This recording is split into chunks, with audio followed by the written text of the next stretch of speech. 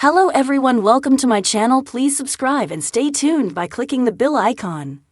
There just might be another Bridgerton spin-off, or lovers of the Netflix Shondaland smash hit Bridgerton, a lull in the production of Season 3 was satiated, if just for one hot minute, by a 6-episode prequel series that told the origin story of the indelible Queen Charlotte, portrayed by India Amarteyfio and Golda Rochouval, and her husband, young King George III of England, Corey Maltreist and James Fleet.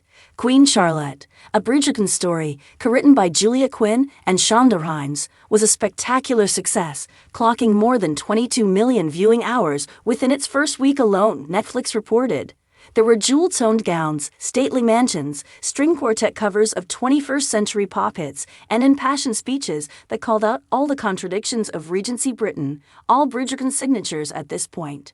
With all its Regency core delights, we know you're asking, dear reader, is another spin-off in the cards? While a second installment of Queen Charlotte's story seems unlikely, more on that later, the success of the series shows promise for the development of other spin-offs, and there's one character's memorable performance that we simply can't stop thinking about: Violet Ledger.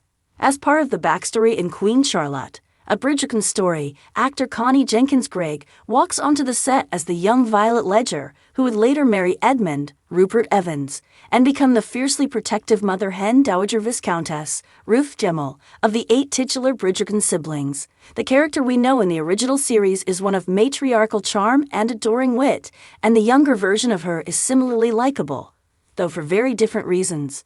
Jenkins-Greig's performance unveils a fiery, inquisitive teenager who has not yet entered the marriage mart or famously become a Bridgerton. She has an uneasy relationship with her mother, Lady Vivian Ledger, played by Katie Braben, and a good relationship with her father, Lord Ledger, played by Keir Charles, who fondly calls her Brains and makes hats for her on her birthdays.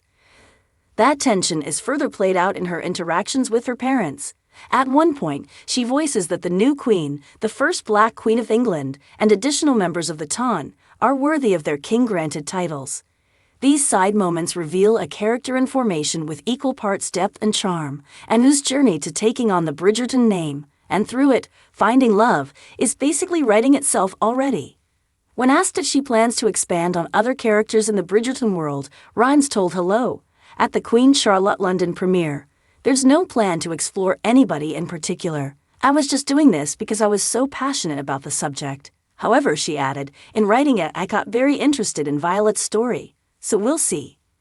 In another interview with Entertainment Weekly, Rhimes admitted, "I am obsessed with Violet too. She's very interesting as a character and has a lot of layers to her life that we don't quite know yet. It's also another complicated love story." While Julia Quinn, who authored the 8 books the original series is based on, wrote on her blog, "I'm afraid I just don't see writing her story because I don't think I could come up with anyone good enough for her." That isn't to say the author wouldn't be open to another joint writing venture with Rhimes, which, as Queen Charlotte proved, was a dream team collaboration. A potential spin-off about Violet could delve into her inevitable romance with Viscount Edmund Bridgerton, who tragically died while Violet was pregnant with their 8th child, Hyacinth. But of course we hadn't forgotten about Queen Charlotte's story, which left viewers wanting more. A potential Season 2 of Queen Charlotte, a Bridgerton story, has not been confirmed since it has been billed as a limited series. "I'm not having conversations about it yet," series creator Shonda Rhimes told Entertainment Weekly. "I could live with Charlotte and George forever, but we told a very specific, closed-ended story that I think is a complete tale of this complicated, imperfect love." Rhimes, however, added that she's not ruling anything out because she never knows how she might feel about continuing the story in the future. After all, Queen Charlotte and King George III had 15 children together in their 57 years of marriage, a length of time that has the potential for plenty of exploration. At present, however, we wait. In the wise words of Lady Whistledown, patience does not always come to those who wait. However, there are some very special joys worth waiting for. If you like the video, don't forget to like, comment, and share.